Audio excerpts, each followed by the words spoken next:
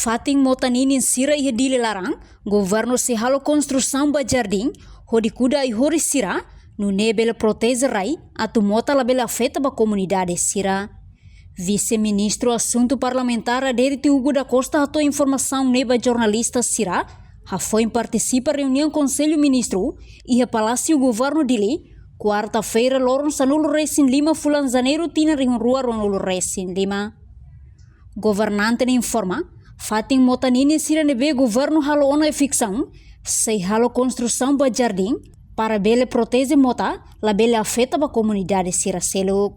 No fating hirak nebe sofre ba ficção, nela os fating fong, ba comunidade sira nebe ocupa fating hirak ne, mos hatene hela, tamba antes ne, governo anterior alerta ona ba sira, la bele halo construção permanente e a fating sira ne. Essa mota, né?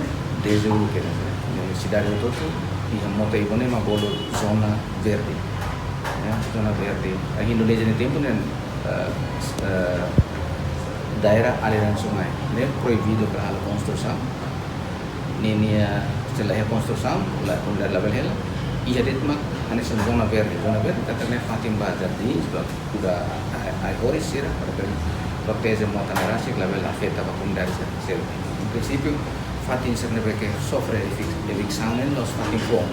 Comunidade Sernebeke ocupa Fatim nos inteira até na desde o governo anterior nos alerta a comunidade Sernebeke tane sermos na halo construção permanente.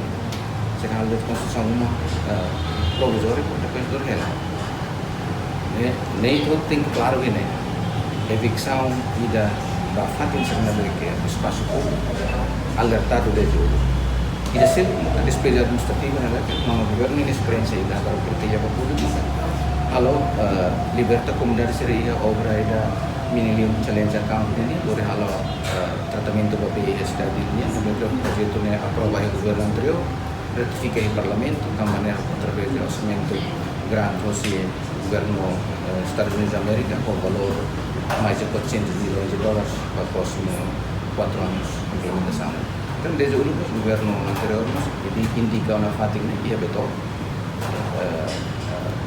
tanto lakukan kode kan mas komunidade hela komunidade sernen ane saat etan despesa administratif e governo lihat Ministério da Justiça halo aproximação cada família para toyo ponto concordância com a pressão no level governo tuir lei real da pressão jadi que vigor kita kan.